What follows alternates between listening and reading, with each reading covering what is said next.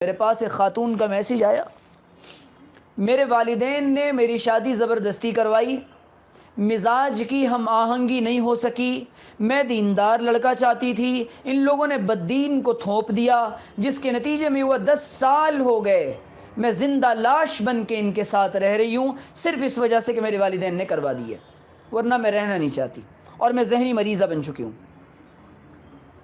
تو بات اصل میں یہ کہ ماں باپ بنیادی طور پہ اپنی اولاد کے دشمن کیوں بن رہے ہیں؟ جب نبی کریم صلی اللہ علیہ وسلم کو جن کی صاحبزادی کا رشتہ عرش سے لگ رہا ہے اور اللہ جس فیصلے کو چاہتا ہے کہ یہ ہو جائے، وہاں پر بھی نبی کریم علیہ السلام نے اپنی بیٹی حضرت فاطمہ سے پوچھا ہے کہ میں علی سے تمہارا رشتہ کرنا چاہتا ہوں، کر دوں؟ اب اس کے بعد اس کا دل تو کہیں اور اٹکا ہوا ہے۔ آپ نے جب اپنی بچی کی فیلنگ کا خیال نہیں کیا، بچے کی فیلنگ کا خیال نہیں کیا، پچھلا دور اور تھا، ان 20-25 سالوں میں جو جنریشن گیپ آیا ہے، اور جو جنریشن گیپ آیا، مائنڈ سیٹ جو چینج ہوا ہے، اور دماغی اعتبار سے جو اولادیں آزاد ہوئی ہیں بہت زیادہ، اب ان پر آپ ان کو پابند نہیں کر سکتے کہ آپ یہ کر لیں۔ پہلے کا زمانہ اور تو بغیر تصویریں دیکھے شادی ہو جاتی تھی، پھر لولی ہو، لنگڑی ہو، لنجی ہو، کالی ہو، موٹی ہو، کالا ہو، حبشی ہو، کوئی مطلب نہیں، شادیاں ہو جاتی تھیں۔ اب ماں باپ اپنی اولاد کو فورس نہ کیا کریں، نہ لڑکوں کو نہ لڑکیوں کو۔ یاد رکھیں یہ بات، ایکسٹرا مارشل افیئرز جو چل رہے ہیں باہر، وہ اس کی وجہ کیا ہے؟ دونوں کو سکون نہیں ہے، اور اللہ تعالیٰ نے یہ رشتہ بنایا تھا ازواجا لتسکنوا الیہا، کہ دونوں ایک دوسرے کے ساتھ سکون حاصل کریں، لیکن دونوں کا سکون غارت ہے۔ تو ماں باپ اپنی اولاد کے دشمن بن گئے، تو اس وجہ سے کیونکہ دونوں ان میں دینداری نہیں ہے، بیٹی اپنے پسند کا اظہار کر دے، اس کو عیب سمجھا جاتا ہے۔ یہ عیب نہیں ہے، خدا کی قسم اس کا حق ہے کہ وہ اپنی پسند کا اظہار کرے۔ کوئی پسند آ جائے تو اپنی پسند کا وہ اظہار کر دے اپنے ماں باپ سے، اور ماں باپ کو چاہیے رشتہ معقول ہے، دیندار ہے، حلال کمانے والا ہے، ٹھیک سے رکھ سکے گا، کوئی عذر نہیں کہ اس کے بعد اپنی بیٹی کا رشتہ وہاں نہ کریں۔ دوسری بات، نبی نے فرمایا کہ اگر کسی ایسے آدمی کا رشتہ تمہارے پاس آئے جس کے دین سے، جس کے اخلاق سے تم مطمئن ہو، اس کے بعد تم وہاں رشتہ نہ کرو تو زمین میں فساد کے لیے تیار رہو۔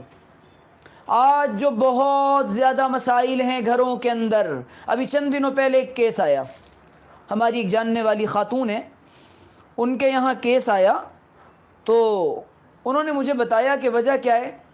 لڑکا وہ بیچارہ بہت سیدھا سادہ، اور لڑکا رکھنا چاہ رہا ہے، لڑکی رہنا نہیں چاہ رہی۔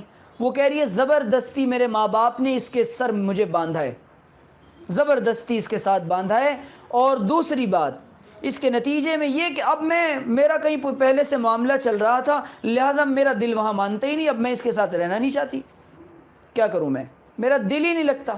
تو زندگی دشمن کون بنا، جبکہ کوئی عذر نہیں تھا کہ وہاں نکاح نہ کرایا جاتا۔ ماں باپ بعض دفعہ آپ تو 10-15 سال میں مر جاؤ گے، اس کی 50 سال کی زندگی اولاد کی آپ نے خراب کر دی ہے۔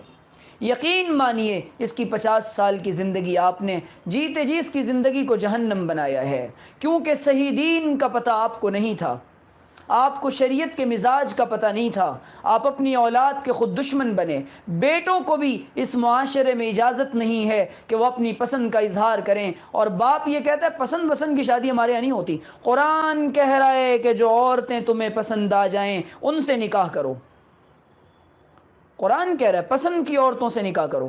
جب مصیبت کی بات یہ ہے کہ جب پسند آنے پر ہی روک لگا دی جائے، یہاں پر اللہ تعالیٰ نے مرد کو بنایا عورت کے لیے، عورت کو بنایا مرد کے لیے، دونوں ایک دوسرے میں سے کوئی بھی کسی کو بھی کہیں بھی پسند آ سکتے ہیں۔ اگر بیٹا یا بیٹی کوئی بھی اظہار کر دے اپنی پسند کا، ماں باپ کو اپنی اولاد کے لیے دشمن نہیں بننا چاہیے، پیار محبت سے سمجھائیں، رشتہ معقول ہو تو بھیج دیں۔ پھر آتا ہے ذات پات کا مسئلہ۔ بہت ساری لڑکیوں کے میرے پاس میسیجز آئے، ہزاروں کی تعداد میں ان 4 سالوں میں، اور وہ یہ کہہ رہی ہیں کہ ہمارا ایک لڑکے کے ساتھ معاملہ ہے اور رشتہ ہے، وہاں مصیبت یہ ہے کہ وہ صرف میں خان ہوں، لڑکا انصاری ہے، میں انصاری ہوں، لڑکا سید ہے، وہ لڑکا تیار ہے، اس کے گھر والے تیار ہیں، دیندار لڑکا ہے، اور میں نہیں بتا سکتا کس کس نوعیت کی لڑکیوں کے خواتین کے فون اور میسیجز میرے پاس آئے، سینہ پھٹ جاتا ہے، لیکن صرف اپنی ناک کے لیے اور اپنے گھمنڈ اور اپنے ایٹیٹیوڈ کے لیے بچی تڑپ رہی ہے کئی سال تک۔ میں ابھی ایک واقعہ سناتا ہوں آپ کو، عجیب واقعہ۔ مدینہ منورہ سے میرے پاس ایک لڑکی کا میسیج آیا آج سے 3 سال پہلے، میں نام لے سکتا ہوں لیکن نام نہیں لوں گا، بڑی پرانی بات ہو گئی۔ اس لڑکی نے بتایا کہ میں ایک لڑکے کو پسند کرتی ہوں، لڑکا بہت نیک ہے، بہت اچھا ہے، بس یہ کہ میری والدہ نہیں چاہتی ہیں کہ میں اس سے نکاح کروں، میرے والد مریض ہیں، میرا دل کہیں مانتا نہیں۔ چلو بھئی یہ ساری باتیں ہو گئیں، وہ لڑکا سعودی گیا، وہاں پر اس کی والدہ نے اس کو جھوٹے کیس میں پھنسا دیا۔ اللہ تعالیٰ کی شان، جب اللہ تعالیٰ کا نظام حرکت میں آتا ہے تو انسانوں کا دماغ کام نہیں کرتا، اسی لیے اللہ کے نظام کو چیلنج نہیں کرنا چاہیے اور اللہ کے سامنے بغاوت پر نہیں آنا چاہیے۔ بیٹیوں کے جذبات کا خیال رکھیں، ہزاروں بیٹیاں پریشان ہیں، نہیں کرا رہے۔ آج ہمارے یہاں اس ذات پات کی وجہ سے ہماری بیٹیاں انصاری میں نہیں کریں گے، خان کے یہاں نہیں کریں گے، کفو کا لحاظ کرنے کے لیے شریعت میں کہا ہے، لیکن یہ بات اب بہت دور چلی گئی، ہماری بیٹیاں باضابطہ غیروں کے ساتھ جا رہی ہیں۔ اب ہمیں جواز نہیں ہے کہ خاندانی بنیادوں پر اپنی بیٹیوں کو روک کر رکھیں۔ اگر ہم نے نکاح کو اس لیے روکا کہ خان ملے گا تو کریں گے، انصاری ملے گا تو کریں گے، فلاں ملے گا تو کریں گے، خاندانی بنیادوں پہ اگر ہم نے شادیوں میں تاخیر کی، ہماری بیٹیاں ہمارے سامنے کسی اور کے ساتھ جائیں گی۔ باضابطہ میرے پاس ایسے کیس آئے کہ ہمارے ہاں کاسٹ سے باہر نہیں کرتے۔ میں نے کہا کیوں؟ وہ پتھر کا بنا ہوا انسان ہے، کانچ کا بنا ہوا انسان ہے، وہ اناج نہیں کھاتا، پتھر کھاتا ہے، وہ کیا مصیبت ہے اس کے اندر؟